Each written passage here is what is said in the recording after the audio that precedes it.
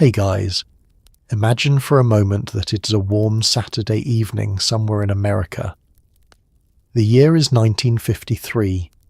A young woman is standing at her vanity mirror, pinning her hair for the third time, deciding whether the left side or the right looks more naturally effortless.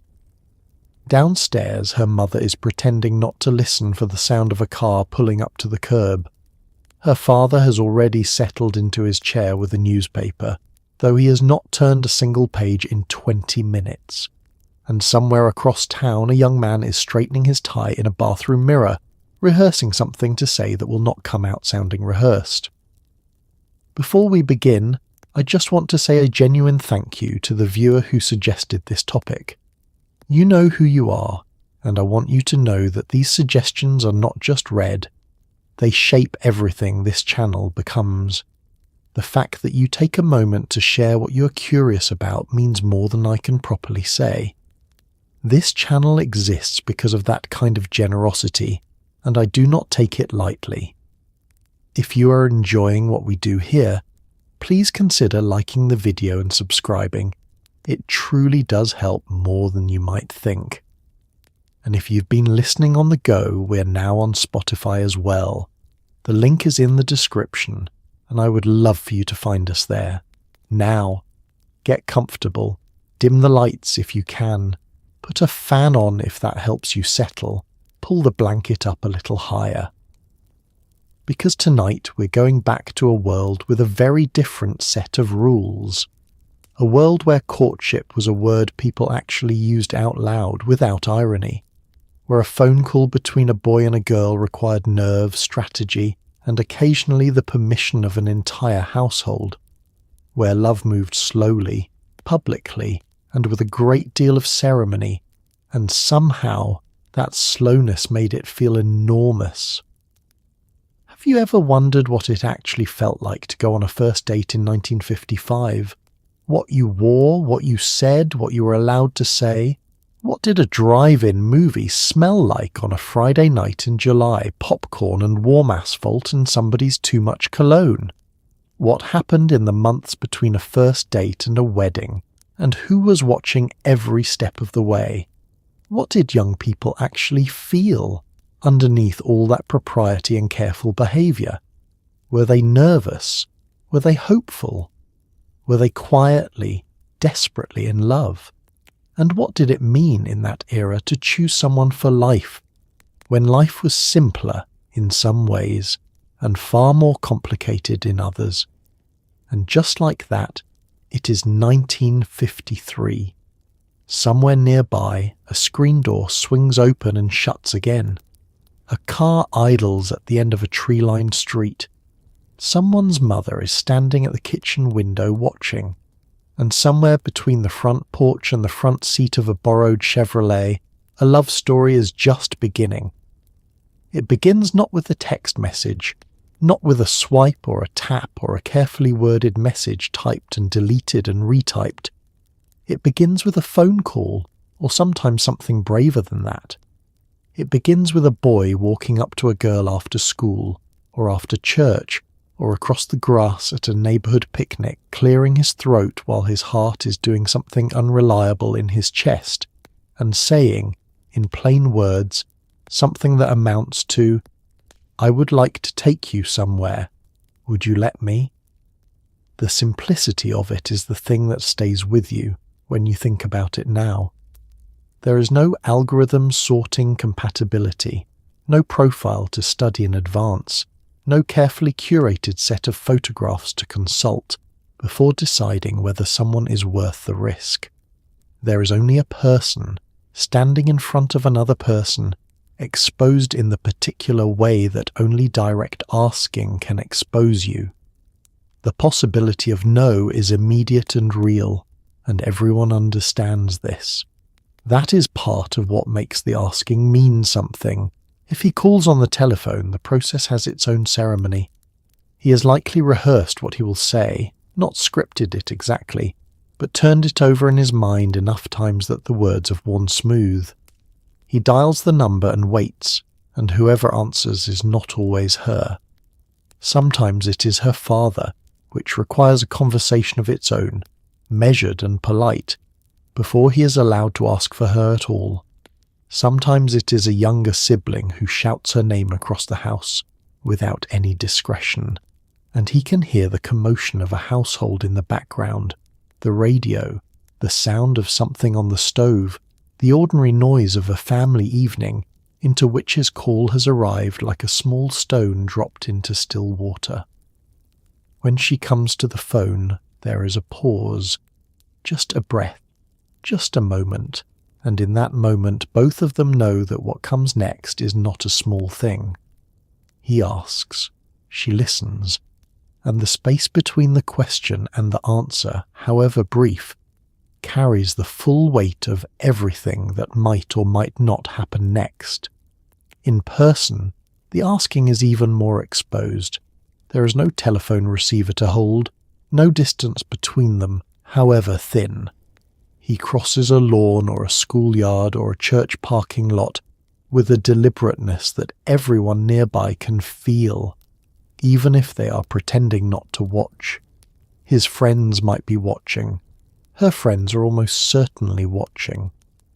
The whole enterprise is conducted in a kind of gentle public visibility that would feel unbearable if it were not also, in its way, completely ordinary. This is simply how it is done. What strikes you, thinking about it from a distance, is how much courage the ordinary required. Not dramatic courage, not the kind that makes speeches or crosses battlefields, but the quiet, daily courage of being willing to want something and say so out loud. A young man in 1953 who walks across a room to ask a girl if she will go to the drive-in with him on Friday night is doing something that cannot be undone once it is done. He cannot unsend it. He cannot delete it in the morning when his nerve has returned. He has asked and she has answered, and both of those things now exist in the world and in the memory of everyone who happened to be nearby. Her answer, if it is yes, might be given quietly, with a small smile and a downward glance that is not shyness exactly, but something more like the natural response to being seen. Or it might come more easily than he expected, warm and immediate, and that ease will stay with him for days. If it is no, she will find a way to say it that preserves as much of his dignity as possible, because the social code of the era is clear on this point. The asking deserves respect, even when the answer cannot be what he hoped. But when it is yes, and let yourself rest in that moment for a second, because it is a genuinely lovely one, something shifts between them, not dramatically, not with any announcement, but quietly, in the particular way that small beginnings are quiet. He might say he will pick her up at 7. She might say that sounds fine. And then they part and go back to their separate evenings and carry this new thing with them like something fragile and warm tucked carefully into a coat pocket. The date has not happened yet. Nothing has been decided. They are still, technically, two people who simply said yes, and yes to the same Friday evening. But something has already begun, something that might last a week, or a season, or the rest of their lives, and it started here, in the small, exposed, irreplaceable moment of the ask. There is something worth sitting with in that. In a world that has since found 1,000 ways to soften the risk of wanting someone, to buffer the asking with layers of digital distance and plausible deniability, there is something quietly remarkable about the way it was done then. You wanted someone, you said so, and then you waited, with your whole heart to find out what they would say. Before the date is the conversation nobody tells you about, the one where he has to face her father. You can picture it easily enough.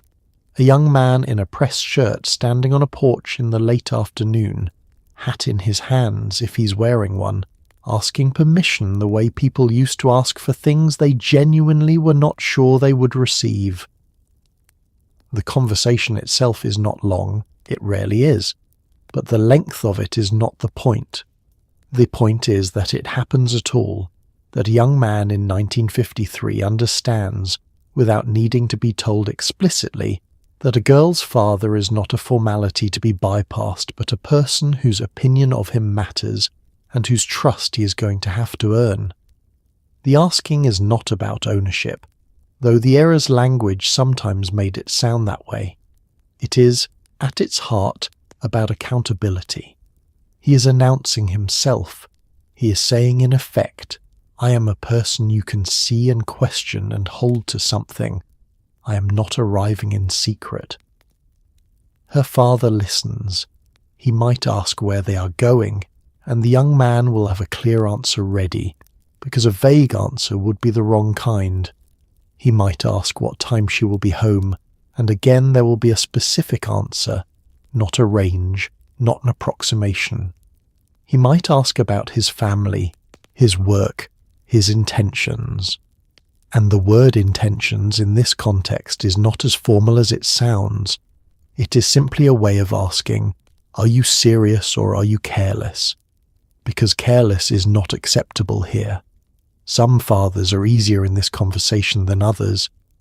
There are the ones who shake his hand at the door and tell him to have a good time and mean it simply.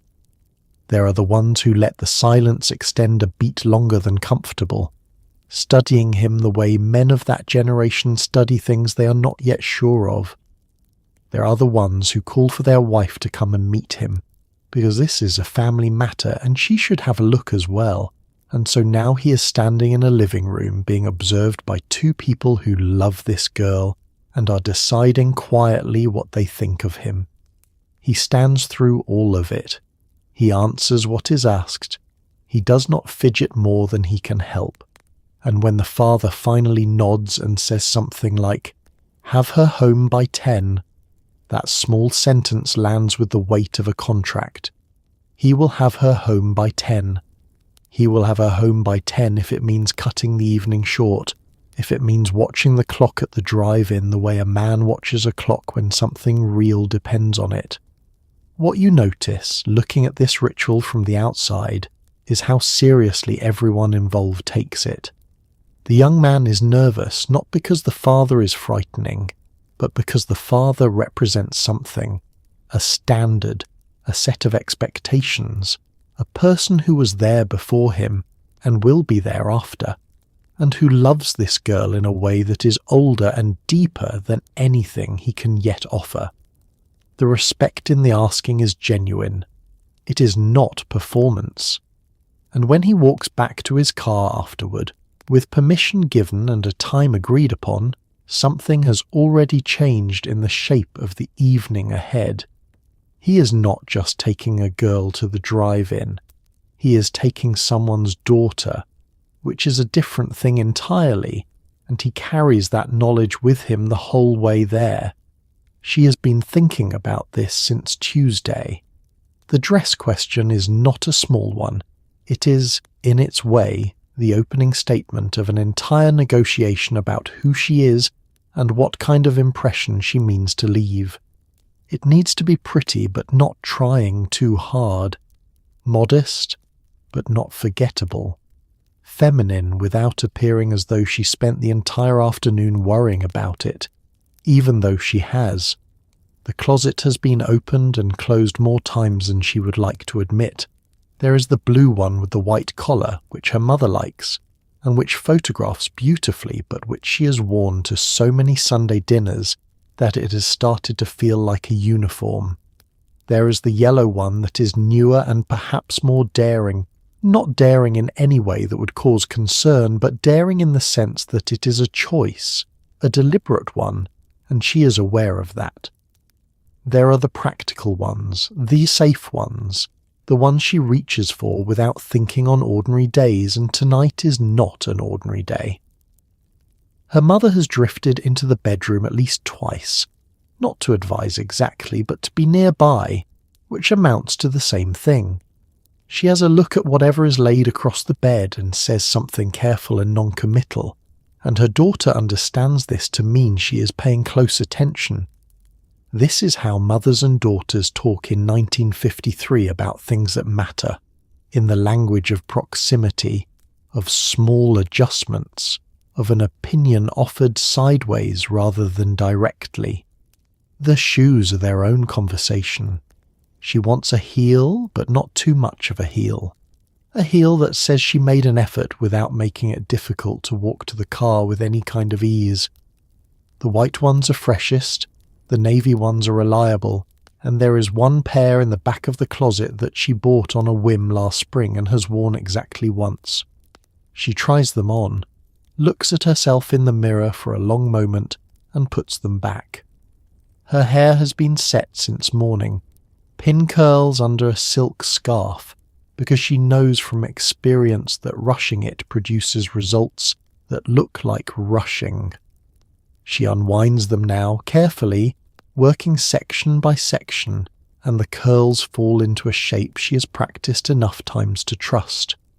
A little height at the crown, a softness at the ear. Nothing that will not survive a breeze or an open car window or the particular humidity of a July evening in this part of the country. She applies her lipstick last, a coral pink that is cheerful without being forward. She presses her lips together the way her mother taught her, blots once on a square of tissue, and looks at herself in the full-length mirror on the back of the door. She's not looking for perfection. She knows better than to look for perfection before a first date, because perfection creates its own kind of pressure. She is looking for something simpler, the version of herself that feels most like herself, dressed up just enough to honour the occasion. When she hears the knock at the front door, she does not rush downstairs. She waits the appropriate few minutes, listening to the low sound of voices in the entryway, her father's measured questions, the young man's careful answers, and then she comes down, one hand light on the banister, and the evening begins, and whatever she is wearing in that moment becomes, for him, the most beautiful thing in the room. He does not honk. This is important. In 1953, a boy who honks from the curb is a boy who has already made a poor impression on everyone in the house, and everyone in the house is paying close attention. He parks the car, walks to the front door, and knocks. And in that small act, in those few seconds on the porch, a great deal is being communicated without a word being spoken. He has arrived on time, which is itself a statement. Not early, which would be its own kind of awkward, sending the household into a quiet scramble, but on time, the agreed-upon hour, or near enough to it that no one is left waiting and no one is left rushing. He's dressed carefully, which she will notice, and which her mother will notice, and which her father has already noted from the window before the knock even came. The door opens, and it may be her father who opens it, or her mother, or, in the particular lottery of family life, a younger sibling who has been told repeatedly not to answer the door and has answered it anyway. Whoever greets him, he is composed. He says good evening. He uses the adults' last names, not their first. He does not stand in the doorway with his hands in his pockets. He stands the way a young man stands when he understands that he is being measured and has decided to be worth measuring. Her mother offers him a seat in the living room. He takes it. The sofa is the kind of sofa that exists primarily in living rooms that are kept for company. A little too formal, a little too clean, the cushions holding their shape with the rigidity of something that has not been sat on often enough to become comfortable. He sits on the edge of it, which is the right instinct, upright and attentive rather than sunk back in a way that might read as careless. The conversation in the living room is brief, and both sides understand that it is brief by design. Her father might ask about his work or about his car, or about the weather in the way that men of that generation ask about the weather. Not because they are interested in the weather, but because they are assessing how a young man handles the small talk that comes before the real talk. Her mother might offer something from the kitchen, a glass of something cold, a plate of something she'd already set aside in anticipation of exactly this moment. He accepts, because refusing would be its own kind of slight. And then she appears at the top of the stairs, and the room changes in the way rooms change when the person everyone has been waiting for finally arrives. She comes down slowly, not performing it, but simply walking the way you walk when you know you're being seen and you've decided to be easy about it. He stands when she enters the room. This is automatic, expected, the kind of courtesy that has been practiced enough times to feel natural. Her father watches. Her mother watches. The younger sibling from somewhere in the hallway watches. He tells her she looks nice, and he means it in the uncomplicated way that 1953 permits, directly, briefly, without the self-consciousness that might attach to the same words in another era. She thanks him. There is a moment of pleasant ordinary conversation, a minute or two, just long enough to be respectful, and not so long as to delay the evening unnecessarily. And then he says they should probably be going, and her father repeats the agreed-upon time, and she kisses her mother on the cheek, and they walk out the front door together into the warm evening air. The door closes behind them. The porch light comes on, even though it is not yet dark. And from behind the curtain of a front window, two parents watch the car pull away from the curb and disappear around the corner, and feel the particular mix of hope and nervousness and trust that belongs exclusively to this moment. The one where you let someone you love walk out into an evening you cannot follow her into. The options are not unlimited, and they are not meant to be. A date in the 1950s is a structured event. There is a destination, a plan, a beginning and an end, and the destination says something about the young man who chose it. He might take her to the drive-in, which is considered modern and fun. He might suggest the soda fountain, which is comfortable and bright and impossible to feel nervous in for long. He might propose a drive, which is romantic but requires some judgment about when to turn around. The drive-in is perhaps the most iconic of these destinations, and for good reason. It is the one that feels most like the era itself, the one that has collected the most memory. You pull into a row of cars on a warm Friday evening, and a car hop in a short apron clips a speaker to the window, and the smell of popcorn drifts in from the concession stand in warm, buttery waves that mix with the smell of cut grass and the particular warmth of a car that has been sitting in the sun. The sky goes from blue to pink to the deep, soft blue that comes just before dark, and then the screen brightens and the movie begins, and for 2 hours the whole complicated project of being young and trying to impress someone simplifies itself down to this: two people sitting side by side in a car, watching something together. The soda fountain is different in register, brighter, louder, more social. There is a counter with red vinyl stools that spin, and a girl behind it who knows everyone's usual order, and has strong opinions about ice cream. The booths along the wall are the preferred seating for dates, because a booth offers a small degree of privacy that the counter does not, though privacy is relative here, because the soda fountain in a small American town in 1953 is a place where everyone knows everyone, and your presence with a particular person will be noted and discussed before you have finished your first glass of Coca-Cola. He might order for both of them, which is the custom and which she expects, a cherry Coke, or a chocolate malted, or a root beer float assembled with a seriousness that the car hop brings to her work as though the proportions genuinely matter, which in this context they do. The food is simple: a hamburger, a plate of fries, and it is eaten without any of the self-consciousness that might accompany a more formal restaurant. This is comfortable territory, and the comfort of it allows them to actually talk. There are also bowling alleys, which are loud and physical and excellent for dates because the game gives you something to do with your hands and your attention when the conversation pauses. There are skating rinks that smell of wood floor polish and the particular coolness of refrigerated air. There are church-organised socials and community dances, and later in the courtship, the kind of invitation to a friend's house party that signals you are being introduced into someone's wider life.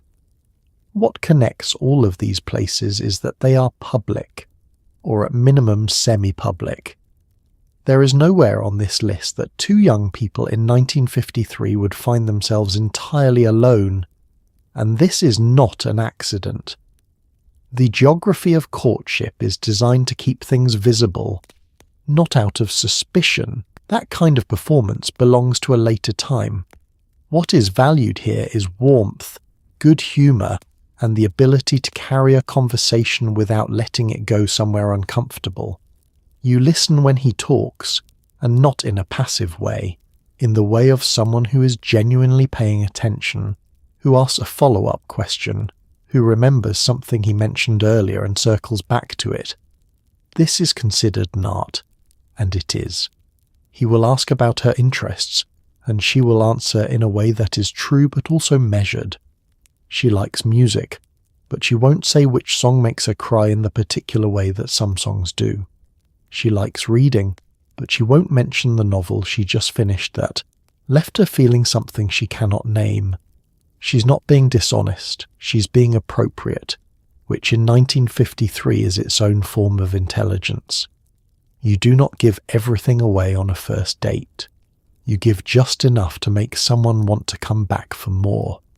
He in turn will talk about his work or his plans or a funny thing that happened to him recently, something that shows he can laugh at himself, which is important.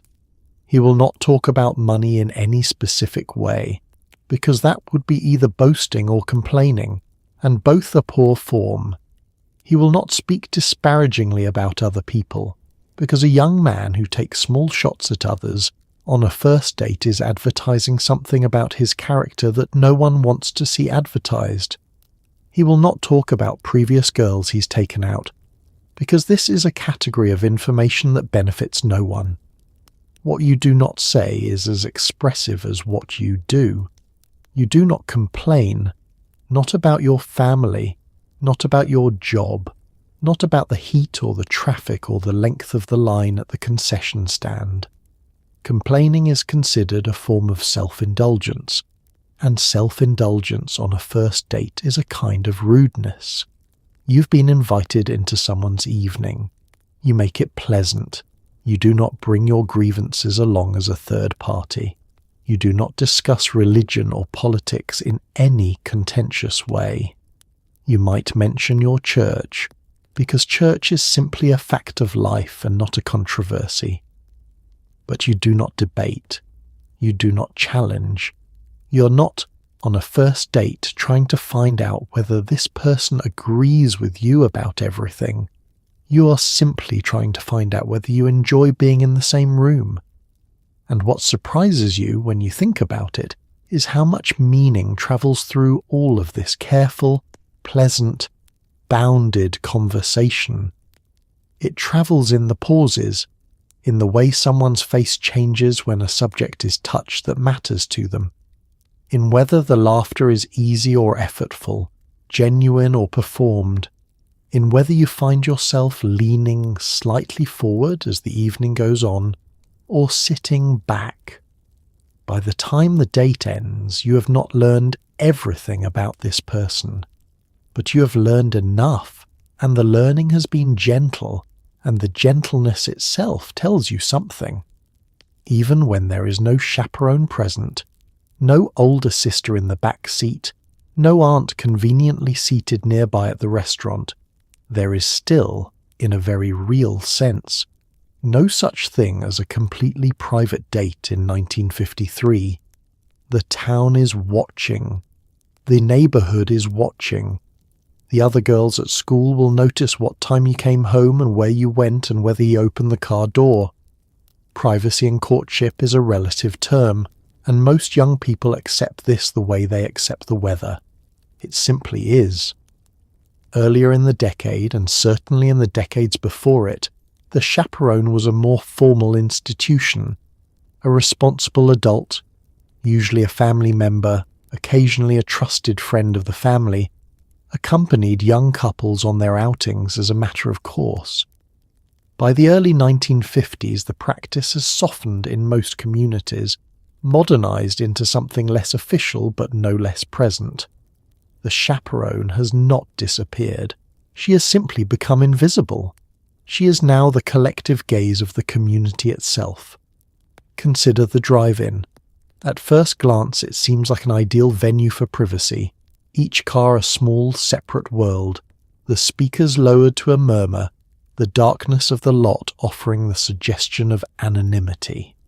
But pull into any drive-in in America in 1953, and you will find that half the cars around you belong to people you know. Someone's cousin is 3 rows back. Someone's neighbour is parked just to the left. The girl from her English class is there with a boy from the next town over, and by Monday morning both of these facts will be known to everyone who matters. The drive-in is, paradoxically, one of the most public places a young couple can go. The soda fountain is the same. The bowling alley is the same. Everywhere that young people gather in this era, they gather in the presence of one another, and the presence of one another is a form of accountability that operates without any formal mechanism. Nobody is assigned to watch. Everybody watches anyway. This is simply what it means to live inside a community, rather than beside one. Her reputation is the thing most carefully protected by all of this watching, and she knows it. The word that gets used, respectability, or something like it, is not about performance. It is about the accumulated understanding of who you are and how you conduct yourself.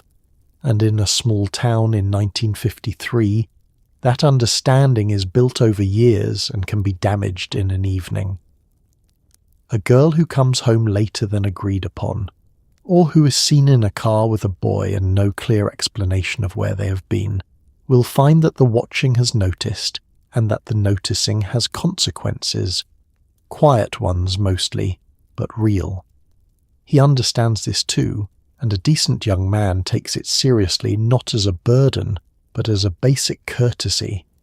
He brings her home when he said he would. He conducts himself in public in a way that reflects well on both of them. He understands that how he treats her in front of other people is not separate from how he treats her privately. It is, in fact, the more legible version of it, the one that the community can read and respond to. And there is something in all of this that is worth sitting with quietly for a moment. The visibility of courtship in this era, the way love was conducted at least in its early stages, inside the view of family and neighbours and community, meant that it was also witnessed. People who love each other in public are in some sense making a claim. They are saying, this person matters to me, and I am willing for you to know it. That kind of love has its own particular quality, a certain groundedness, a weight that private love sometimes lacks. There is a moment in every 1953 courtship, if things go well, if the feelings are mutual and the timing is right, when a question gets asked that is not a marriage proposal, but carries almost as much weight in the social world of the high school hallway. Going steady means something. It means he is not taking anyone else to the drive-in. It means she is wearing something of his, a class ring wrapped with angora, so it fits her smaller finger, or a letter pin on her cardigan, and that the whole school will know by Monday morning. The conversation that precedes it is rarely elaborate. He might ask directly, simply, in the way that the era tends toward directness in these specific moments even while being indirect about so much else. Would you go steady with me? Or he might offer the ring without asking in so many words, holding it out in a way that is its own kind of question, and she understands exactly what is being offered. There is a whole language of objects in this era: rings, pins, sweaters, class jackets, and everyone fluent in the culture can read them. When she wears his ring, the Angora thread wound carefully around the band to close the gap where his knuckle is wider than her finger, she's making a public statement. She is legible now. Other boys understand that she's spoken for, and the specific word "spoken for" carries a quality of care in it, a suggestion that someone has made a claim and she has accepted it, that there is a kind of verbal contract between them even if no formal one exists. Her friends will notice immediately. They all want to see the ring, to hear how he asked, to understand the exact shape of the story, because the story matters. It will be told and retold in the way that good stories always are. For him, going steady means an equal accountability. He is no longer free in the way that an unattached young man is free. He is not going to the dance with anyone else, not walking anyone else home from the library, not occupying the kind of pleasantly undefined romantic status that a young man can enjoy before he has made up his mind. He has made up his mind. That is what the pin means, what the ring means. Not forever, not yet, but now. For now, it is her. And for now, in this era, is a serious thing. Going steady is understood by everyone involved. The couple, their families, their wider circles of friends, as a step in a direction. It is not a detour. It does not usually reverse itself without consequence. When a boy takes back his pin, or a girl returns his ring, it is an event with a name and a weight, and a social aftermath that both of them will feel for weeks. This is why the decision is not made lightly, why the moment is remembered with a kind of clarity that only comes when something genuinely matters. She sits in class on the Monday after, and she's wearing something of his, and the girls who notice, which is all of them, feel the small, specific warmth that comes from witnessing a beginning. Something is underway, something has been decided. And in the particular emotional economy of 1953, that is a form of wealth. The Sunday dinner invitation is not casual. Everyone at the table understands this. His mother has been cooking since morning, pot roast maybe, or something she's known for. The dish she brings out when the occasion calls for her best, and his father has pressed his shirt without being asked, which tells you everything about how seriously this is being taken. When she arrives at the door, the whole house is listening, though everyone is pretending to be doing something else. This is one of the true thresholds of courtship in the 1950s, the moment when a relationship moves from the relative neutrality of public dates into the interior life of a family. Bringing someone home for Sunday dinner is an announcement. It says, "I think this is worth showing you." It says, "I am willing to let you see where I come from, and I am asking her to see it too, and I am betting that what you see and what she sees will speak well of one another."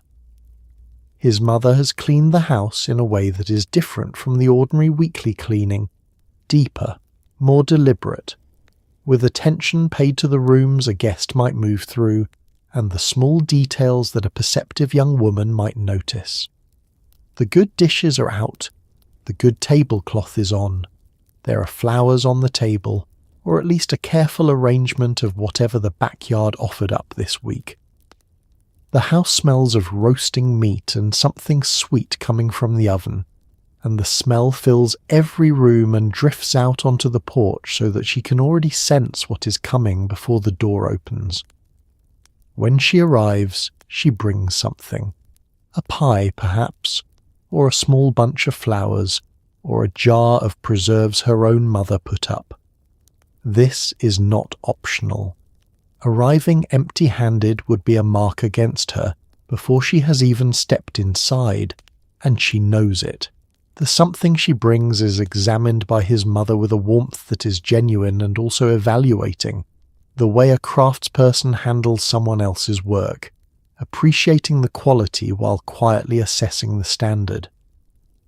He introduces her to his family with a care that tells them everything about how he feels, the care he takes with her name, the way he stands close but not presumptuous, the way he watches her face while she meets them to make sure she's comfortable. His younger siblings, if there are any, will either be fascinated or deliberately indifferent, and either response is informative in its own way. His grandmother, if she is there, will look at this young woman across the table with the particular attention of someone who has watched several generations of young love begin and end and begin again, and whose opinion, once formed, carries a weight that nothing else at the table does. The meal is long by modern standards, not because anyone lingers unnecessarily, but because Sunday dinner in this era is understood to be an event, a proper one, with courses and conversation and the unhurried quality of an afternoon that belongs entirely to the people sitting around the table. She eats everything offered to her. She complements the cooking with specificity, not just it is delicious, but the way the phrase her mother uses to mean she has really looked at the food and found something true to say about it. She helps clear the table without being asked, which his mother notices and does not forget. What she's being assessed for without anyone saying so directly is fit, not in any harsh or reducing sense, but in the way that families assess whether someone belongs in the particular warmth and texture of their particular life. Every family has its rhythms, its humour, its shorthand, its way of navigating disagreement and celebration and the quiet hours between. She cannot know all of this yet, but the Sunday dinner is the beginning of knowing it, and how she navigates the not yet knowing, with grace, with genuine curiosity, with a willingness to be a little uncertain and still be herself, is exactly what everyone at the table is watching for and hoping to find. Courtship in 1953 does not happen in isolation. It happens inside a web, a neighbourhood, a congregation, a circle of families who have known each other for years and who feel, in a quiet but genuine way, that they have some stake in how things unfold. The pastor knows, the neighbours notice, the ladies at the church social have been observing the situation since it began, and they discuss it in the gentle but thorough way of people who consider community a form of stewardship. This watchfulness is not malicious, and it is important to say that clearly. It does not feel like surveillance from the inside. It feels, mostly, like belonging. To live in a neighbourhood in 1953 is to exist within a set of relationships that are older than you and more durable than any single event. And within those relationships there is a genuine collective investment in outcomes. When a young couple from the congregation begins walking out together, the response from the community around them is not prurient curiosity. It is something closer to care. They want this to go well. They remember when these two were children. They would like to dance at the wedding. The church is perhaps the most organised expression of this communal attention. Church is where families meet other families across generations, where young people are visible in a context that their parents helped create, and where the passage from one life stage to the next, from childhood to courtship to marriage to parenthood, is marked and witnessed and sanctified in a way that gives it weight beyond the private. A young man who has been seen every Sunday in the same pew for 10 years, who has served as an usher or helped with the building fund or carried dishes at the potluck, is a known quantity in the most reassuring sense of the phrase. The congregation knows his character not from what he claims about himself, but from what they have watched him do over years of ordinary occasions. The neighborhood operates on a similar logic, though its rhythms are different. A neighborhood in this era is a semi-permeable thing. Front porches, open windows, backyards without tall fences, children who move freely between houses the way water moves between containers. Privacy exists, but it is understood to be relative, and the relative part is not resented. When a new couple starts appearing together on the block, walking to the corner store, sitting on her parents' porch in the evening, his car in front of her house on a Saturday afternoon, the neighborhood assembles its understanding of this situation gradually, the way a picture assembles itself out of many small details. By the time anyone would call it news, everyone already knows. What this means for a young couple is that they are, from the very beginning of their courtship, conducting it in the presence of people who will be in their lives for years.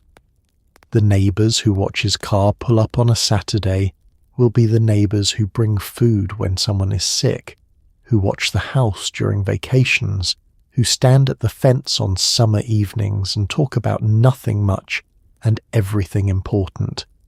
There is a continuity here that shapes how courtship feels and how it is undertaken.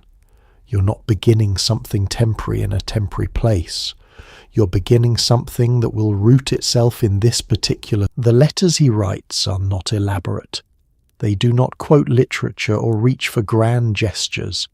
They speak in the language of his actual life, a thing that happened at work that made him think of her, a question he has been wanting to ask but could not quite find the moment for, a simple declaration that he is looking forward to Saturday and has been looking forward to it since Tuesday. The simplicity is not a failure of imagination. It is a form of courage. It takes a particular kind of bravery to say plainly, without ornamentation, that someone is on your mind. She reads his letters in her bedroom, usually in the afternoon when the house is quiet. She reads them more than once. This is understood, and he knows it when he writes them, which is part of why the writing is so careful. A letter does not disappear the way a spoken word does. It stays. It can be returned to. It can be held up to different light on a different day and read again for things that were not noticed the first time. She keeps them in a box or in the back of a drawer, somewhere private and specific, the way you keep something you do not want to lose. She writes back, and her letters have a different quality than his, more observant, more attentive to the texture of daily things, full of the small details of her days that she's been saving up to tell him.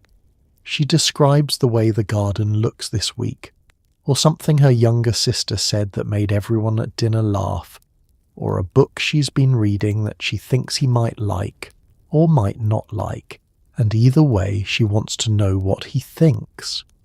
Her letters are longer than his, usually. They move at a different pace. They meander in the way of someone who is comfortable taking up space on a page, even when she would not take up the same space in a room. Between the two of them, across these pages, something is being built that cannot be built any other way. The conversation of letters is slower than spoken conversation, more considered, and the slowness changes what gets said. You cannot react in the moment. You cannot interrupt. You can only read what someone has taken the time to write and then, later, write back. This enforced patience produces a kind of intimacy that is different from the intimacy of presence. Quieter, perhaps, but in some ways deeper, because it requires you to be deliberate about what you mean. When she reads a line that lands exactly right, a line where he has said something true in a way she had not expected him to be able to say, She may read it twice, or fold the letter carefully and set it down and sit with it for a moment before continuing. This is one of the things that letters can do that nothing else quite manages. They can create a pause in you, a stillness, a moment where you feel the full weight of being known by someone and find that you are not afraid of it. The letters travel between them through the ordinary mail, carried by a postman who has no idea what he is delivering, slipped through a slot in the front door and landing on the entryway floor with a soft sound that she has learned to listen for. And in that gap between the writing and the receiving, in the days when the letter is travelling and neither of them knows exactly where it is, there is a particular kind of anticipation that has no modern equivalent. Something is on its way to you. Someone is thinking of you. And you are waiting, in the best possible sense of the word, to find out what they said. By the time he asks, it is not entirely a surprise. Courtship in this era moves in a direction that everyone can feel, the way you can feel a change in the weather before the sky has done anything visible. They have been going steady. He has met her family and she has met his. The question of the future has been present in their conversations like a guest who has not yet been formally introduced but is clearly expected. And still, when the moment comes, it is enormous. He has been planning it longer than she knows, not in the elaborate theatrical sense of a later era, not with hidden cameras or airplane banners or a restaurant full of people waiting to applaud, but in the quiet, private way of someone who has been turning a decision over in his mind for weeks, examining it from every angle, making sure. He has spoken to her father, which she may or may not know about, and that conversation was its own version of the proposal, an earlier, more formal asking that has already set things in motion. By the time he gets to her, the answer is not unknown, but the moment is still real and still necessary, and both of them understand this. The ring has been chosen with care. He may have saved for it over several months, setting aside a portion of his paycheck with a discipline that he has not mentioned to anyone. He may have asked his mother's advice about the style, or gone alone to a jeweller downtown and stood at the glass case for a long time, longer than he expected, turning the options over in his mind the way he turns everything important over. The ring does not need to be large. That is not the measure. The measure is that he chose it specifically for her, and that choosing is a kind of intimacy all its own. The setting for the asking varies. Some young men choose a place that means something to them both.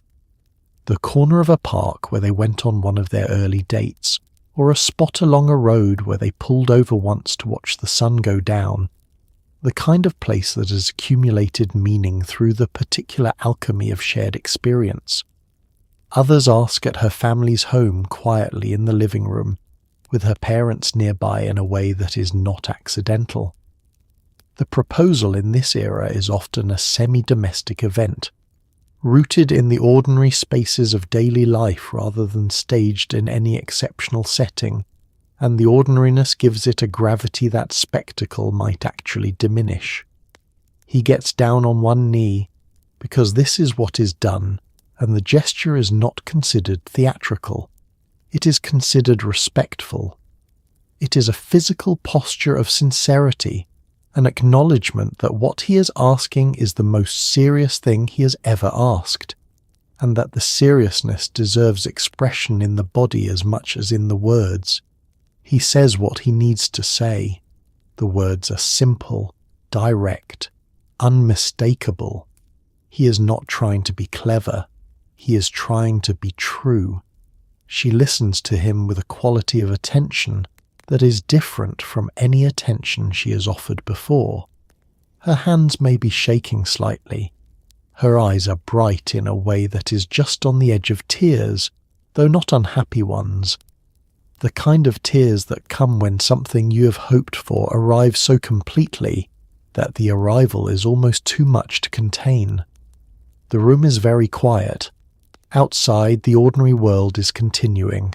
A car passing on the street, a neighbour's dog, the sound of the refrigerator in the kitchen, and the contrast between the enormity of what is happening in this room and the indifference of everything outside it is somehow exactly right. She says yes. The word is simple and absolute and changes everything it touches. He slides the ring onto her finger, and she looks at it there, on her hand, and the looking takes a moment because she's understanding, in real time, what it means to wear it. He stands. They hold each other in the way people hold each other when relief and joy and the sheer weight of the future arrive all at once. And then, usually she cries a little, and he does not, though his voice when he speaks next has a quality in it that was not there before. What the proposal means in this era is not merely romantic. It is a public declaration about to become public. Within hours the families will know, and within days the community will know, and the knowing will reshape the way the world sees both of them. They are no longer two young people moving in a hopeful direction. They are engaged, which is a word with architecture in it, a word that implies something being constructed, something that will stand. She says yes, and in that moment, the private world of two people opens into something much larger and much louder. The families are called. Her mother's voice breaks a little on the telephone. His father shakes his hand in the kitchen doorway, holding on a moment longer than usual. The ring, if there is one, is examined by everyone who visits in the next 2 weeks, passed from hand to hand the way precious things are passed, carefully, with attention. The telephone calls begin almost immediately. She calls her mother first, or perhaps her mother is already in the room, in which case there is no call to make. There is only the turning toward her with the ring on her finger, and the expression that makes words unnecessary. Her mother's response is immediate and physical, a reaching forward, a holding on, a sound that is somewhere between a laugh and a sob, and belongs entirely to this specific category of moment. The two of them stand in the kitchen, or the living room, or wherever the evening has placed them, and the happiness between them has a texture to it, warm and a little undone, the way happiness often is when it is completely genuine. His family receives the news with equal warmth, but in the slightly different key that is his family's particular frequency. His mother may have been expecting it.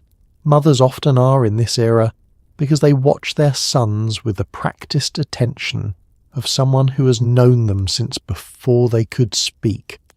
And her response when the call comes is a kind of grateful confirmation, as though a thing she's been quietly hoping for has finally stepped into the room. His father's handshake when they see each other in person says what men of that generation often cannot quite bring themselves to say aloud. Both of them look at her with a warmth that is new and different from before, a warmth that says, "You are one of us now." The becoming takes time, but it begins here. The engagement period that follows has its own distinct quality, a suspended luminous interlude between the decision and the doing of it. She's not yet married, but she's promised, and the world understands the difference. She moves through her days with something new attached to her, visible on her hand and in her manner, a quality of settledness that has arrived without diminishing anything of who she was before. Her friends gather around her with the particular energy of young women who love a love story and want to know every detail of the telling, how he looked when he asked, what he said, whether she cried, what the ring looks like in different light. She obliges them generously, because the story is a good one and she knows it. She tells it more than once, and each telling sharpens a different part of it into focus. The way his voice sounded, the weight of the ring in her hand before it was on her finger, the exact quality of the silence just before she answered. Memory works this way with the moments that matter. They do not fade. They accumulate detail the way a room accumulates warmth in the late afternoon. The ring is her constant companion now, present at the dinner table and at work and at church on Sunday morning, where the congregation will notice it immediately, and where the noticing will have its own warm communal quality. The pleasure of a community that has watched two of its young people move toward each other and feels, in their engagement, a kind of collective satisfaction. People stop her after the service to look at the ring and say the right things, and the right things are simple. We are so happy for you. We wish you every joy. She accepts these wishes with a grace that is genuine, because the wishes are. And through all of it, the calls and the gatherings and the ring being admired and the story being told, she returns in quiet moments to the plain fact of it. She is engaged. She has said yes to a future she cannot fully see, with a person she loves and is still learning, in a world that will change in ways neither of them can. Her father refills his glass without being asked. Her uncle draws him into a conversation in the kitchen with the comfortable directness of men who have decided you are worth talking to. Later in the evening, when the cake is cut and the toasts are given, the room quiets in the way rooms quiet when something is about to be said that everyone wants to hear. Her father stands, and his voice when he speaks has the particular texture of a man who has prepared what he is going to say, and is still, in the moment of saying it, surprised by how much he feels. He speaks of his daughter. He speaks of the young man she has chosen. He says something about the future that is simple and true and lands in the room like something warmly physical. People raise their glasses. Someone in the back is already crying, which is exactly right. In the weeks between the engagement and the wedding, there is a kind of parallel education happening, quiet and practical and deeply affectionate. Her mother and aunts and the women from the church begin teaching her, or reminding her, or pressing upon her the things they believe she will need. Not just the skills of keeping a home, but the accumulated wisdom of women who have done it, the things that do not appear in any book. The bridal shower is the most formal expression of this transmission. It is hosted by a friend or an aunt, usually in a living room decorated with crepe paper and ribbon, with a stack of carefully wrapped gifts on one end of the sofa and a table of refreshments on the other. The guests are women. Her mother, her grandmother if she is living, her closest friends, the neighbours who have watched her grow up, the women from the church who have known her all her life. There are no men at a bridal shower. This is understood. This is a gathering that belongs to women, and the belonging is part of what gives it its particular warmth. She sits in the place of honour, usually a decorated chair, and opens the gifts one by one while someone nearby records the giver's name in a small notebook, so that the thank you notes, which will be written, every one of them, within the week Tsem, will be accurate. The gifts are domestic, linens and kitchen towels, mixing bowls and baking dishes, items for the home she's about to begin.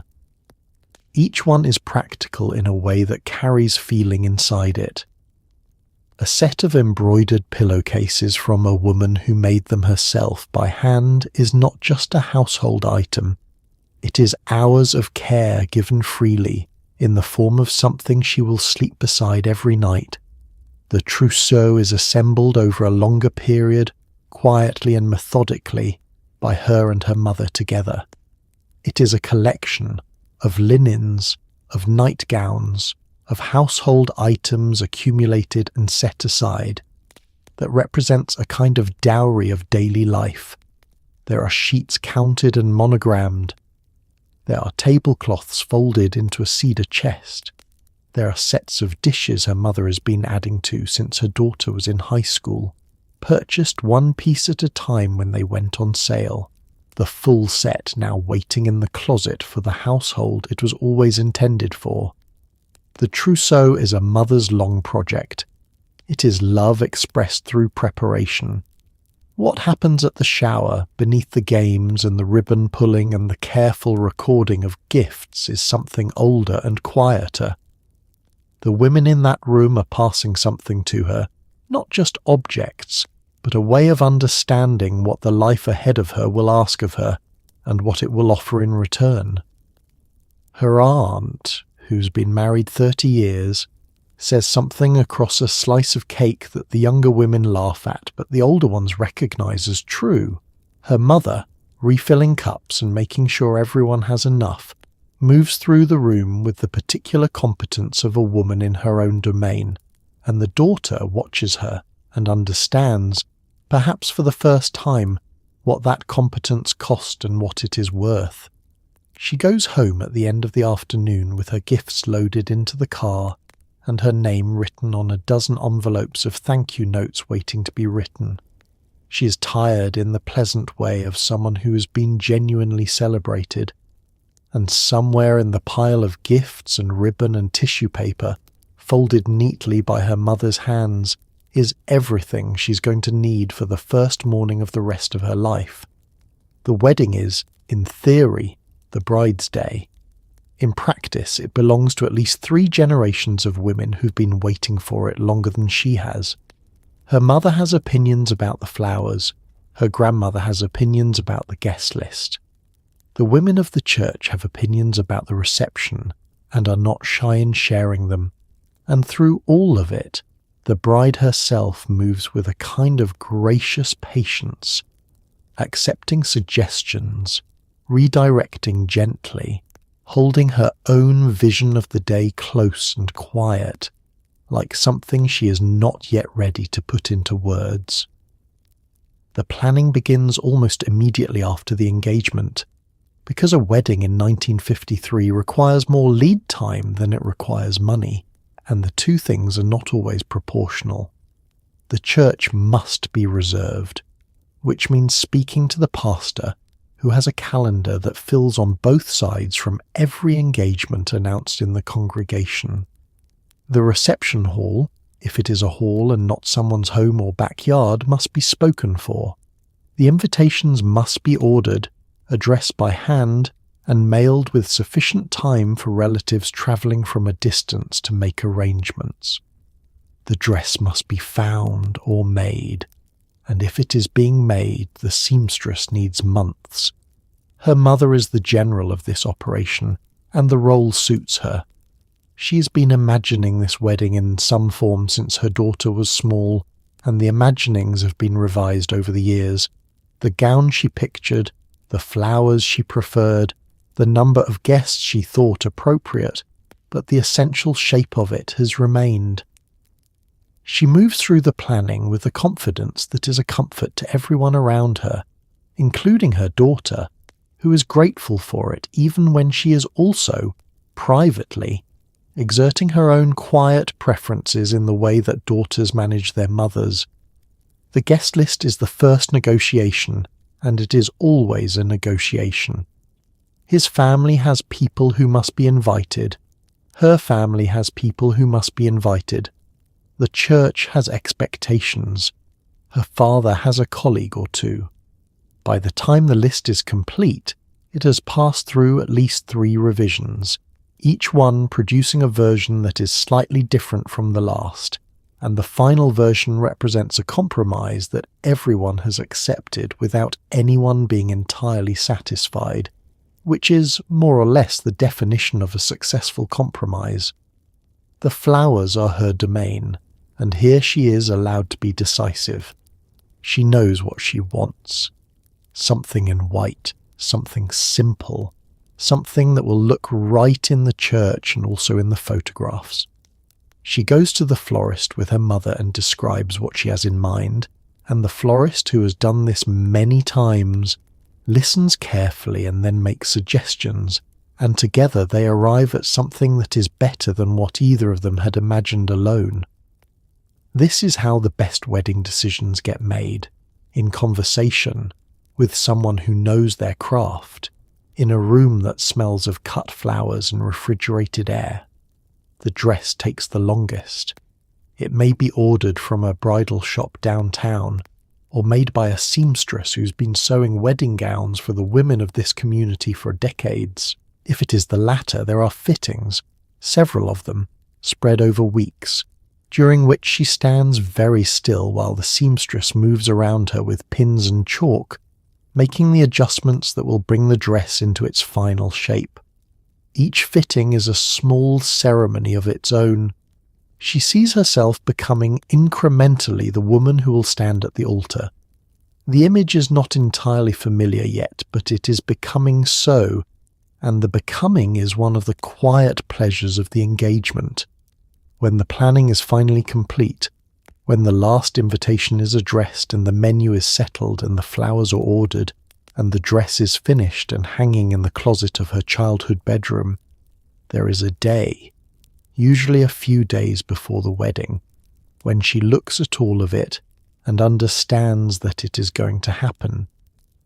Not in the abstract sense in which it has been happening for months, but in the concrete, specific, inevitable sense of something that is now very close. The day she's been moving toward is almost here, and the feeling of that, which is enormous and simple at the same time, is one of the most alive feelings she has ever had. The morning of the wedding arrives the way important mornings do, too early, too bright, with a quality of unreality that makes everything feel slightly outside of time. She's in her parents' house for the last morning she will be in her parents' house in the same way, and the feeling of that, not sad, not entirely, but enormous, is present in every room, in the steam rising from the iron, the congregation turns toward her, she passes, and their faces hold the particular warmth of people who love her and are glad to be in this room. Her mother is already in the front pew, her expression doing several things at once. The man at the altar watches her come toward him with a steadiness that she will remember for the rest of her life. The vows are the oldest words in the room. They have been said in this church by other couples before these two, and will be said again by others after, and yet the saying of them, in this moment, belongs entirely to them. When he says the words and she says the words, they are not performing them. They are meaning them in the full, weighted, irreversible sense of meaning something. The pastor's voice and the church and the congregation and the flowers and the veil and the particular quality of the morning light coming through the windows. All of it together makes a frame, and inside the frame are two people telling the truth to each other in front of everyone they love. After the ceremony, after the cool dimness of the church, the reception is warm and loud and wonderful. Tables are loaded with dishes that every woman in attendance had a hand in. Someone's uncle has been in charge of the music, a record player maybe, or a small band if the family can manage it, and the dancing begins without much ceremony. The way dancing begins when people are genuinely happy and the room is just the right temperature. The reception hall, if it is a hall, has been decorated the night before by a small army of women who took the task seriously. Crepe paper in white and whatever colour she chose. Tables arranged with the tablecloth she registered for, pressed smooth. A long table at the back for the food, laden by this point with dishes brought by neighbours and relatives and women from the church who consider their contribution, a particular casserole, a specific salad, a pie they are known for, a form of love made edible. The wedding cake stands at the centre of the room on its own table, white and tiered, decorated with small flowers that match the ones she carried, made by someone's neighbour or the bakery downtown with the same care that has gone into everything else today. They are announced into the room as husband and wife, and the room erupts in the particular way of rooms full of people who've been waiting to applaud. The sound is warm and genuine and slightly overwhelming, and she smiles through it with a hand in his and feels, for the first time all day, that the public part of the ceremony is almost over and the private part of the life is about to begin. The first dance is slow and watched by everyone. The floor clears for them, the crowd pressing back with the respectful attentiveness of an audience that understands this moment belongs to two people and not to all of them.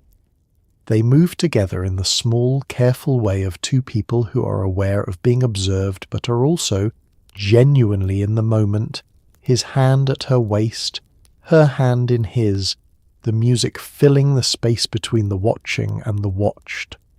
Her father cuts in eventually, as is expected, and then his mother dances with him, and then the floor opens and everyone joins and the party begins in earnest. The food is eaten with the abandon that follows a long, emotion-filled morning. The casseroles and the rolls and the salads and the cold cuts disappear from the table with a speed that would be alarming if it were not so clearly a compliment. The cake is cut with ceremony, the knife guided by both their hands, the first slice divided between them in the ritual that everyone in the room knows and waits for. He is gentle about it, which is noticed. She laughs when the cake does not behave, which is also noticed. The toasts are given by people who have prepared and people who have not, and both kinds produce the same result. A room of people laughing and crying at more or less the same time, which is the correct response. Toward the end of the evening, the send-off comes with its own particular tenderness. The guests line the path to the waiting car with rice or flower petals, and she and her new husband move through the corridor of people they love, every face familiar, every hand that reaches out a hand she has known for years. Her mother holds on a moment longer than either of them expected. Her father shakes his hand one final time, and then they are in the car, and the door closes, and through the back window she can see the crowd still waving, still smiling, already beginning the slow dissolution back into their separate lives. She watches them until the car turns the corner, and she cannot see them anymore. Then she faces forward, toward whatever comes next, and she is ready. The honeymoon is a threshold. It is the first time they have been alone together, truly alone in the full sense, and the culture of 1953 has spent the entirety of their courtship making sure this is the case. They might drive to a lake resort a few hours away, or take a train to a city they have never visited, or stay somewhere modest and beautiful that they have been saving toward for months. The destination matters less than what it represents, the beginning of an interior life that belongs only to them. The car is packed the night before, or the morning of, with a careful logic that is mostly his. Suitcases in the trunk, her vanity case in the back seat where she can reach it, the road map folded to the right page on the dashboard. He has planned the route. He knows more or less how many hours it will take and where they might stop for lunch and what the place they are staying looks like from the photograph in the brochure, which he has looked at more times than he has admitted to anyone. She is packed with the particular thoroughness of someone who does not quite know what to prepare for, which means she is packed for several possible versions of the next week, and her suitcase is heavier than it needs to be. They leave in the morning, usually, while the day is still fresh and the road is still quiet. If they spent the night after the reception at a hotel, which the more modern young couples of the early 50s sometimes did, the departure from it has its own quality, a leaving of a temporary in-between space, and a moving toward the actual beginning. If they left directly from the reception, the car smelling faintly of rice, and the back seat still holding a few stray flower petals, the departure has a different feeling, more immediate, more continuous with the ceremony, as though the celebration is simply continuing in a different key. The road unspools ahead of them.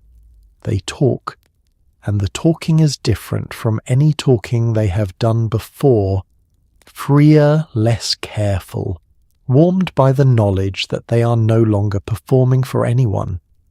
The watchfulness of courtship, the awareness of being observed, of representing themselves to her family and his family and the neighbourhood and the congregation, lifts from them like a change in air pressure, and what remains is the plain pleasure of being two people who chose each other, moving through an ordinary American landscape together. The lake resort, if that is where they're going, will have a wooden dock and rowboats, and the particular smell of a lake in summer, green and warm and slightly mineral. The hotel room will be clean and modest and hung with curtains that move in the breeze from an open window. There will be a restaurant downstairs or nearby, where they will have dinner each evening and begin to find the rhythm of being together in an unregimented way. What they like to eat, what they like to talk about without an occasion, what the quiet between them feels like when no one is performing anything. The honeymoon week is the first chapter of a marriage that will last for many of these couples for decades. It is the place where the ceremony ends and the ordinary life begins, where the formal vows translate into the daily practice of two people trying to build something together, imperfectly and with great goodwill. The lake is beautiful. The days are long. The evenings have a quality of intimacy that neither of them has experienced before and that both of them will carry forward into everything that follows. And when the week is over and they drive home to whatever space is waiting for them, the small apartment, the rented house, the room at his parents' while they save, they arrive as something they were not when they left. Not just married, home. And then the ceremony's over, and the party is over, and the congratulations have been given, and they are alone in a space that is now officially and entirely theirs. It might be a small apartment above a hardware store, or a rented house on a quiet street 2 towns over from where they both grew up, or a room in his parents' home while they save for something of their own. Whatever it is theirs, and the first morning of a marriage has a quality unlike any morning before it. She wakes before he does, perhaps, or he wakes first and lies still so as not to disturb her, and in either case there is a moment in the early light of that first morning when whoever is awake looks at the other person sleeping and understands, in the plain and private way of understanding that requires no words, that this is the new shape of things. There is someone else in the room when you wake up now. There will be someone else in the room every morning from here forward. The enormity of this is not frightening. It is something else. Something that sits in the chest with a warmth that does not have a common name. The kitchen, if it is their own, is the first territory to be learned. She knows where she wants things.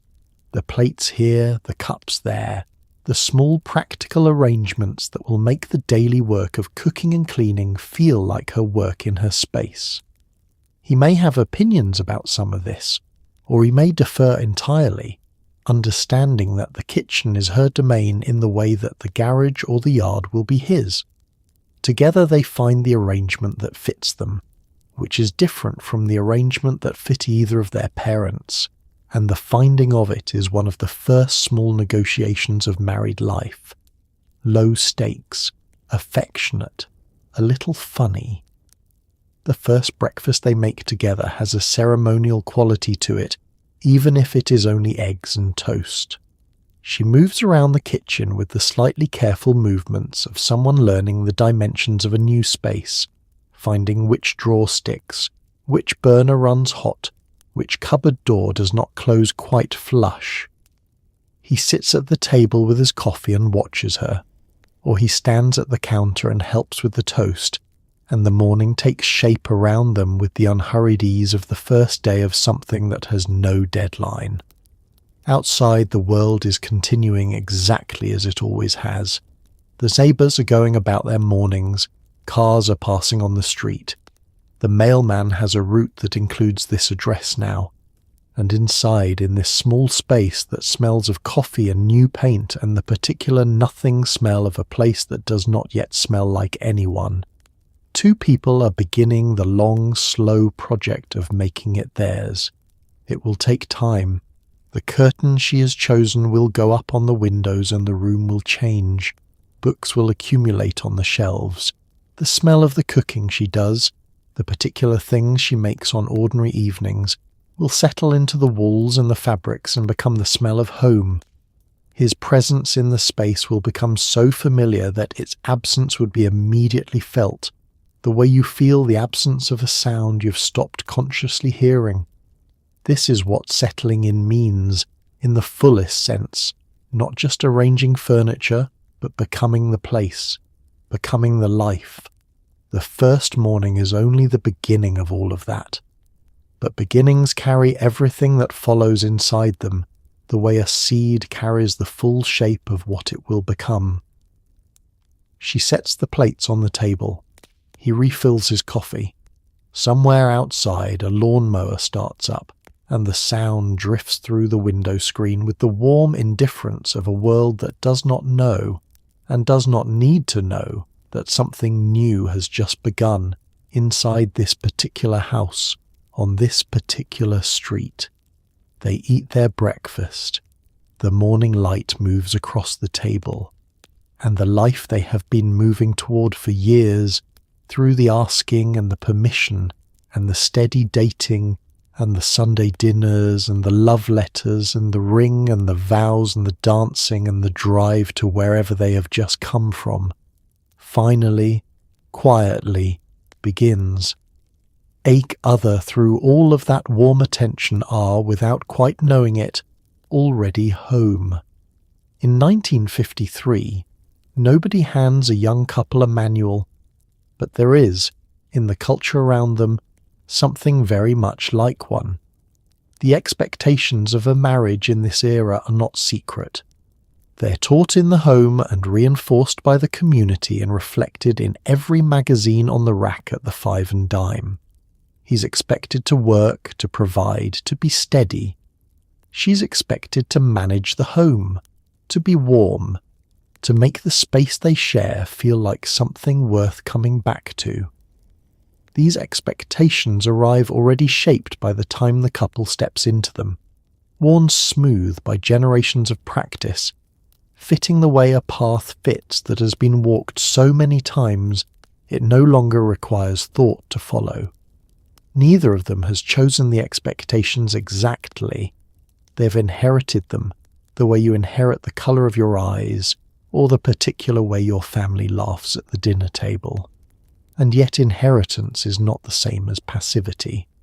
Both of them, in 1953, have watched their own parents navigate this same contract, and what they carry into their marriage is not the theory of it, but the lived texture, the specific sensory knowledge of what a husband looks like coming through the door at the end of the day, and what a wife looks like when the house is running and the children are fed and the evening is peaceful.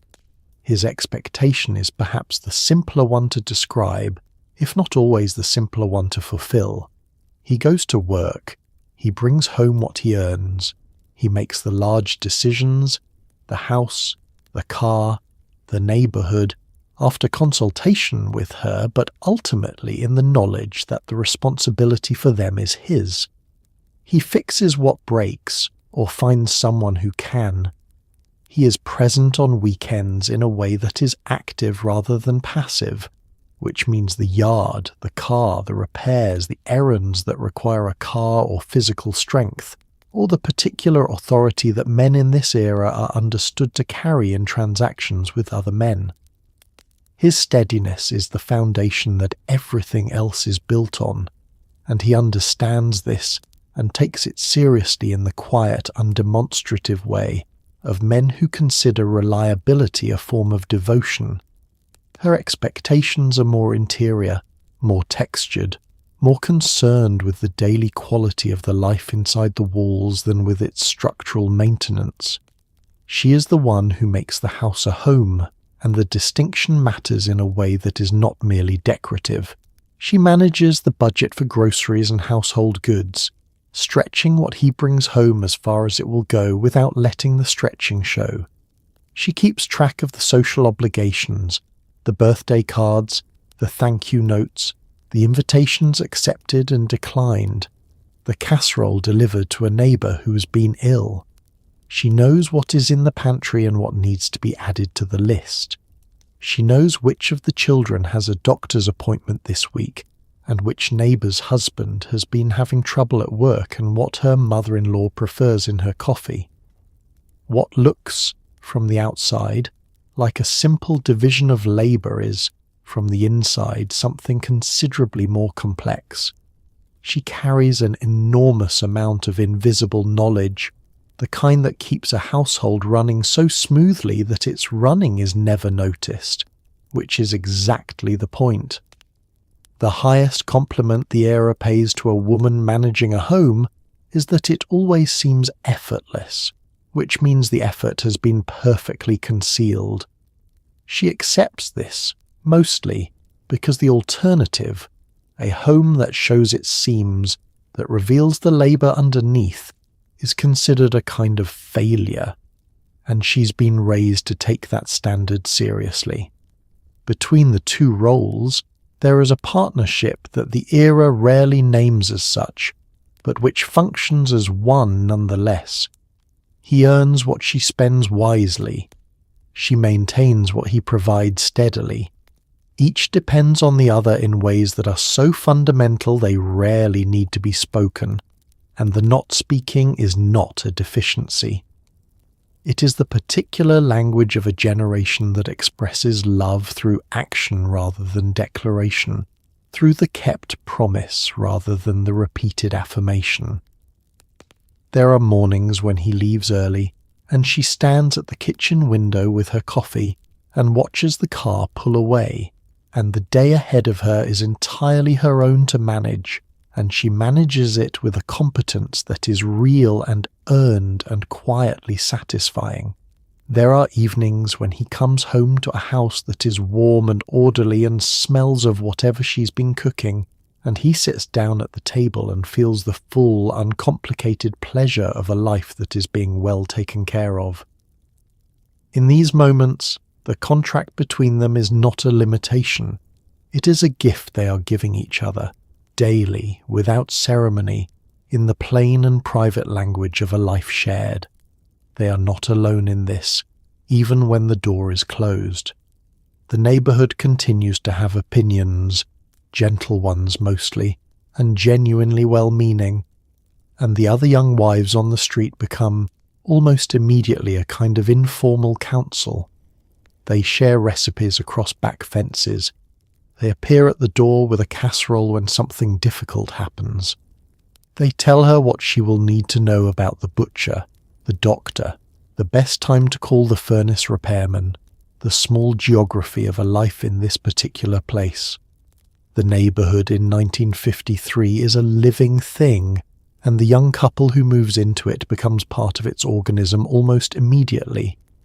There is a visit from the neighbour next door within the first week. A woman perhaps 10 years older, with children already in school, who appears at the door with something baked and an expression that is warmly curious without being intrusive. She does not stay long, she does not need to. She has established contact, which means she's extended the neighbourhood's hand and the couple has shaken it, and from this point forward there is a relationship. Modest at first, deepening over time, that will become one of the structures of their daily life. The back fence is the primary venue for the informal transmission of neighbourhood knowledge. She learns, in conversations that happen while hanging laundry or tending a small garden, things that no one has written down anywhere, which neighbours are reliable and which are difficult, which local businesses can be trusted and which cannot, What happened in the house on the corner 2 years ago that explains the current arrangement of that household? This knowledge is passed without ceremony, woven into ordinary conversation, offered as one woman helping another navigate terrain she has not yet walked. It is practical, and it is intimate, and it is one of the things she will miss most years later, when neighborhoods begin to change into something more private and more separate. The neighborhood also shapes the marriage in subtler ways through the simple fact of visibility. They are seen together at the hardware store on Saturday mornings, and separately during the week, her at the grocery store, him walking to the bus stop, and the accumulation of these sightings builds the community's understanding of them as a household, as a unit, as people who are managing. A husband who seems happy, a wife who seems settled, a house whose curtains are pressed and whose lawn is kept. These things register in the neighborhood's quiet accounting of its own members, not as a surveillance but as a form of mutual care.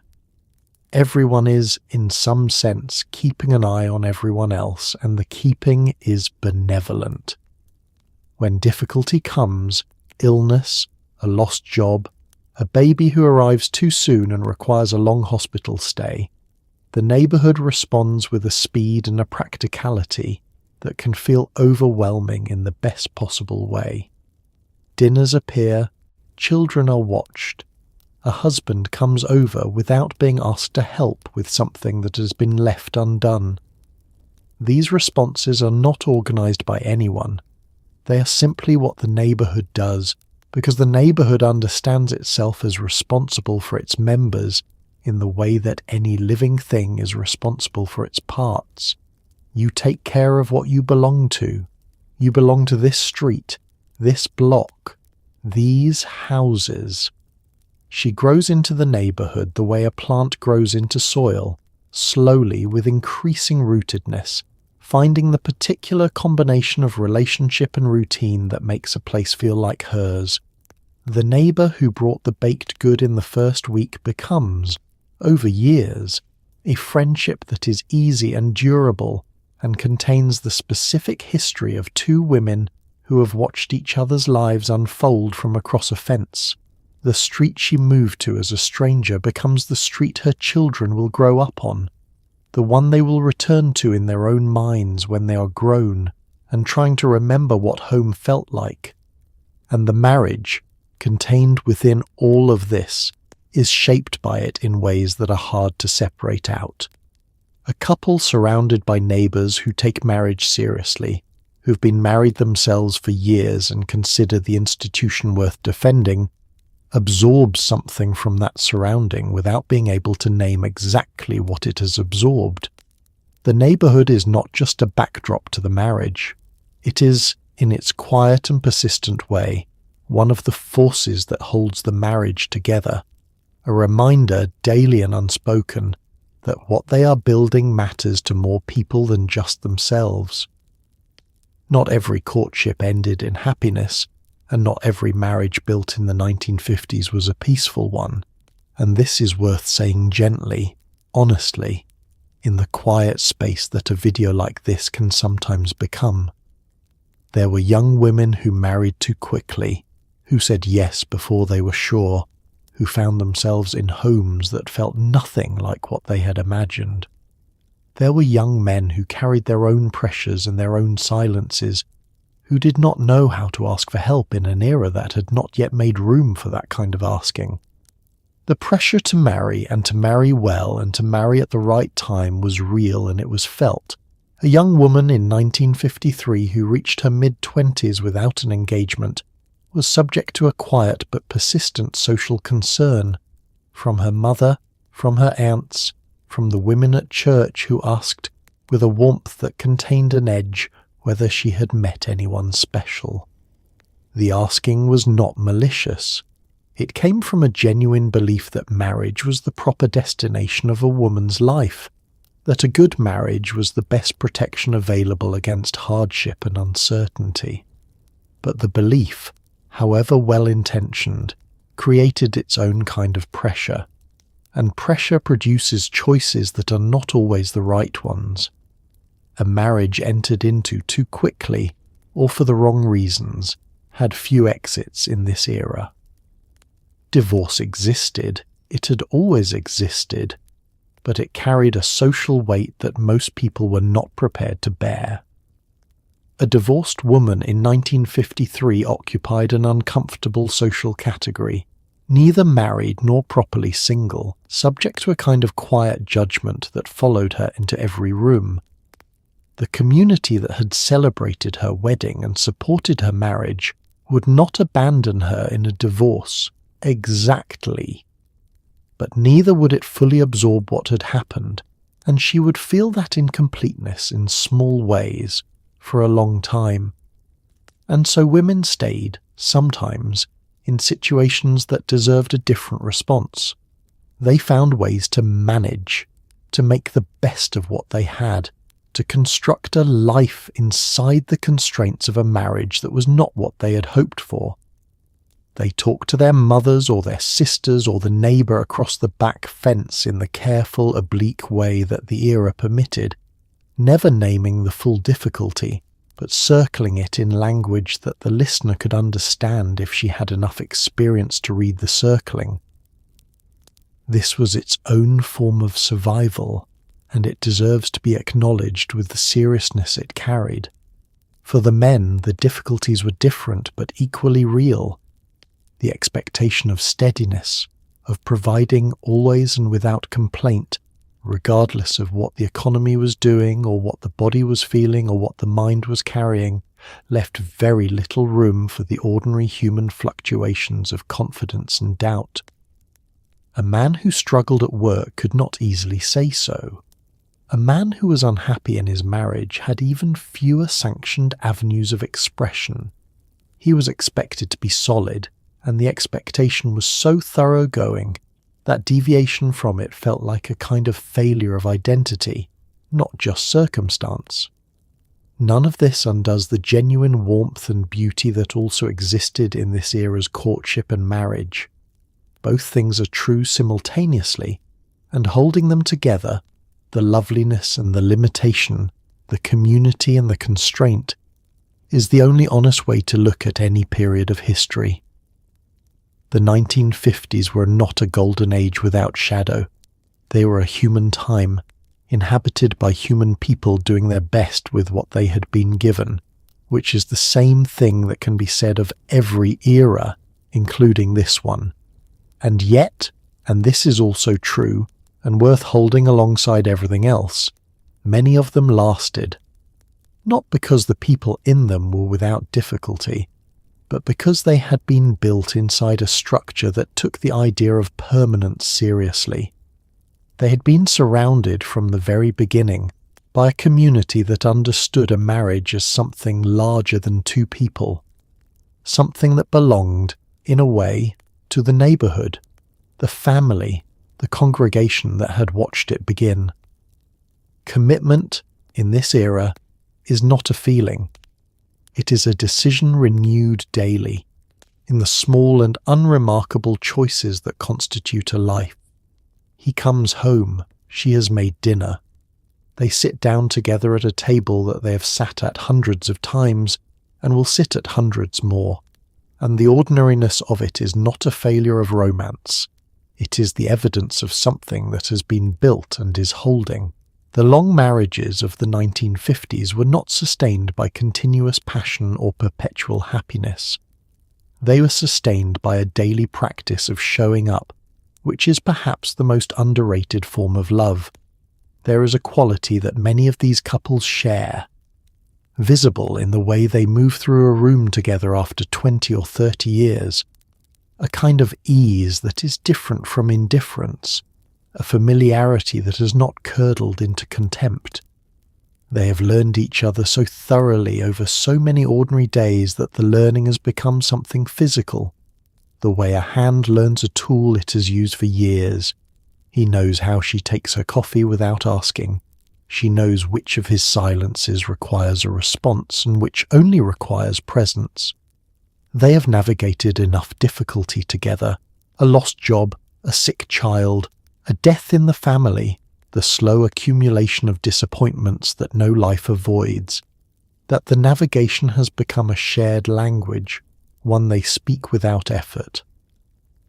The faith that surrounded these marriages also played a role that is difficult to separate from the other factors, but impossible to ignore. A couple who understood their vows as sacred, who heard those vows repeated and renewed, in the context of a congregation that held them to account, inhabited a different relationship to the commitment than a couple who understood it as a private contract between two individuals. The sacredness was not merely theological, it was social, communal, woven into the fabric of a life lived in the presence of people who shared the belief. Breaking a vow, in this context, was not just a private decision. It was a rupture in the community's understanding of itself, and the weight of that understanding kept people in the room on days when leaving might have felt easier. The children, when they came, added their own binding force, not a reason to stay in an unhealthy situation, but a reason to work harder at a manageable one, to repair what could be repaired, to choose patience over grievance on the ordinary difficult days that every marriage accumulates. A couple working together toward children, toward a future they could see taking shape in the faces of their own family, had a direction that pulled them forward past the friction of daily difference. What lasted finally was the thing that had been present from the beginning, the willingness to ask and to wait for the answer, the willingness to stand on a porch and be measured, the willingness to write a letter that might not say exactly what you meant but tried, genuinely tried, to say something true. The courtship of 1953 was a long preparation for exactly this, for the ordinary, enduring, quietly remarkable work of staying year after year in the same room with the same person, finding, each time, that you're still glad to be there. Some things from this era have been left behind, and rightly so. The restrictions, the silences, the expectations that sat too heavily on too many people, especially women. But some things have not been left behind at all, even if we have changed the form they take. The nervous moment before asking someone on a date. The care taken with your appearance when it matters. The way a Sunday dinner can feel like an audition and a homecoming at once. The letter you write and rewrite, or the message you type and delete, searching for the words that are true enough. The asking has not changed in its essentials, only in its form. The heart still does something unreliable in the chest before the words come out. The risk of being seen and wanting and not knowing the answer is still the same risk it was in 1953, felt with the same specific vulnerability in the same specific part of the body.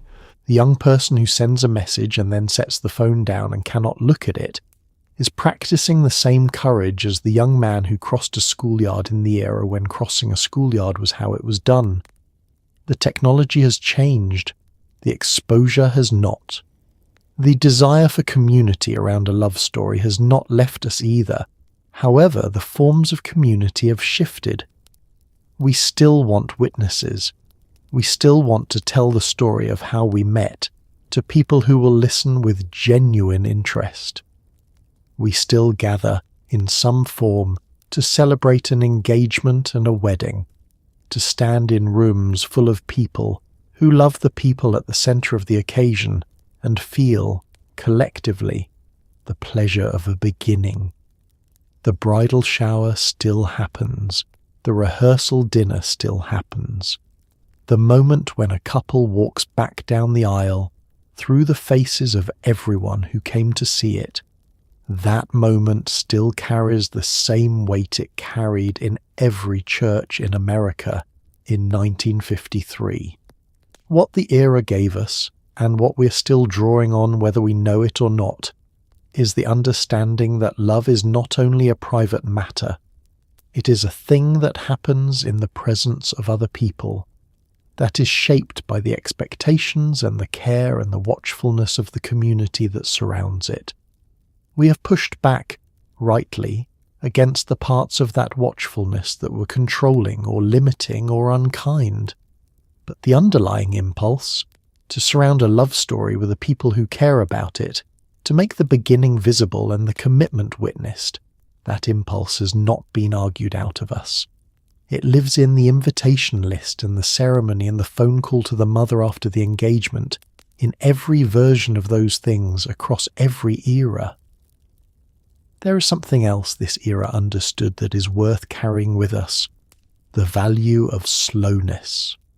The courtship of 1953 moved deliberately, through stages that were distinct and recognised, and that each required time. The going steady was different from the engagement. The engagement was different from the marriage. Each stage had its own weight and its own meaning, and could not simply be skipped without losing something. In the slowness, things were built: trust, familiarity, the specific kind of knowledge that only comes from being with someone across enough ordinary days that you have begun to understand who they actually are. We live differently now, and the differences are real and various and not simply losses, but there are evenings, quiet ones, the kind that this channel was made for, when it is worth sitting with the image of a young woman at a vanity mirror in 1953, pinning her hair for the third time, deciding whether the left side or the right looks more naturally effortless. Worth sitting with the young man somewhere across town, straightening his tie and rehearsing something to say that will not sound rehearsed. Worth feeling, in their nervousness and their hope and their enormous seriousness about a single Friday evening, something that is completely recognisable, something that has not changed at all. Because underneath all the ceremony and all the rules and all the careful social architecture of the era, what was happening between those two people was the oldest and simplest thing there is. Someone wanted someone and said so, and waited to find out what they would say. And that, unchanged, unreplaceable, still frightening and still worth it, is what we carry forward from every era into every one that follows. The first home they own together is usually small, and the smallness is not a disappointment. It is the beginning. It might be a 2-bedroom house on a new street at the edge of town, one of those post-war developments where the houses are similar enough to suggest community and different enough to suggest individuality, each one with a small front lawn and a concrete path leading to a door painted in a colour someone chose carefully on a Saturday afternoon at the hardware store. The grass is new, the trees are young, and everything has the particular quality of something that has not yet become itself, but is clearly on its way. She walks through the rooms on the first day with the slow attention of someone taking inventory of a future. The kitchen is modest and bright, the counters clean, the window above the sink looking out onto a backyard that is at present nothing more than a rectangle of unplanted possibility. She stands at that window for a moment the way women have always stood at kitchen windows, with her coffee, or without it, looking out at something that does not yet exist but that she can already see clearly. There will be a garden along the back fence. There will be a clothesline. There will eventually be a swing set in the corner by the garage, when the time comes for that. He has his own relationship with the house, practical and physical, concerned with the gutters and the furnace and the particular creak in the third stair that he has already identified and intends to fix. He walks the perimeter of the yard with the assessing eye of someone calculating what will be needed and in what order, making a mental list that is not written anywhere but will be consulted reliably for months. The garage is his domain, and he has already begun to arrange it in the way that feels right to him. The tools on their hooks, the workbench against the south wall, an order that is entirely his own and that she will never need to understand. Together they make the decisions that make the house theirs. The curtain she chose during the engagement, stored in a box since the bridal shower, finally go up on the windows and the rooms change immediately. Warmer, more particular, more inhabited. The dishes fill the cabinets. The books fill a shelf he has built on a Sunday afternoon, the smell of sawdust briefly overtaking the smell of the fresh paint she chose last week, a warm white with just enough warmth in it to keep the rooms from feeling cold in winter. The neighbours appear, one by one, over the first few weeks. They bring things. They introduce themselves with the directness of people who have decided in advance to be welcoming, who understand that a new family on the street is not an intrusion but an addition, a new thread in the fabric of the block. She collects their names carefully, associates them with their houses, begins to build the map of the neighbourhood that will become, over years, as familiar as any map she has ever known. The first home is where the marriage stops being an idea and becomes a life. The vows were the declaration. This house is the practice of it, daily, physical, full of small decisions and small pleasures, and the occasional small frustration that passes quickly because the foundation is solid and the goodwill between them is genuine. She is home here. He is home here. And the word means something now that it did not mean before. Not the house they grew up in, not a temporary stopping place, but the specific, chosen, tended place where the life they are building actually lives. Sunday in 1953 has a different quality from every other day of the week, and everyone feels it the moment they wake up. The light seems slower. The neighbourhood is quieter, not empty but resting, observing an informal truce with the ordinary business of getting and spending and doing. The lawnmowers are silent. The cars stay in the driveways longer than usual. Somewhere nearby, a church bell is marking the hour with the calm authority of something that has been marking it for longer than anyone currently alive can remember, and the sound carries across the still morning air with a clarity that belongs exclusively to Sundays. For the young couple in their first year of marriage, Sunday is the day the week exhales. He does not go to work. The ordinary pressure of the weekday schedule, his commute, her morning routine, the particular clockwork of a household that must move efficiently toward a 7 o'clock departure, releases its hold, and in its place is something more open, more spacious, more forgiving of slowness. They wake without an alarm. The coffee is made at a pace that the other 6 days of the week would not permit. The newspaper arrives on the porch and is read in sections, handed back and forth across the kitchen table with the unhurried pleasure of two people who have nowhere they absolutely need to be for at least another 2 hours. Church is the first anchor of the Sunday morning. They go together, which in this era is simply what married people do, not as a performance of faith, but as an expression of it, and also as a form of participation in the community that has surrounded them since before they were married. The congregation is the same people they see every week, wearing their better clothes, arriving with their families, filling the pews with the particular collective warmth of people who've been doing this together for years. She sees the neighbours she spoke to over the back fence on Thursday. He sees the men he will stand with in the parking lot after the service, talking about nothing much and everything ordinary, the way men in this era use the ordinary to carry what cannot be said directly. The afternoon belongs to the family in the deeper, older sense of the word. Sunday dinner, the real one, the long one, might be at her parents' house or his, rotating with a regularity that both families have come to expect and rely on. The table will be full, The cooking will have begun in the morning while they were at church, the roast or the chicken already in the oven, the smell of it meeting them at the door when they arrive.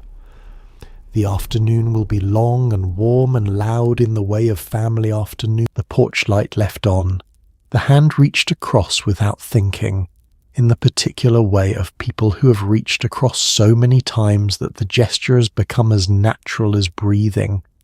If there is anything worth carrying forward from this world into your own, let it be that. The understanding that love is not made of grand gestures but of repeated small ones. The coffee made the way someone likes it, the door held, the name remembered, the showing up again and again in all the ordinary rooms of an ordinary life. So tonight, let that be enough. Let the screen door close softly somewhere in the back of your mind. Let the radio play something quiet down the hall. Let the coffee cup sit warm on the kitchen table of some house in 1953 in a neighbourhood that is just waking up, in a street where everyone knows your name. You are safe, you are warm, and the day, at last, is done.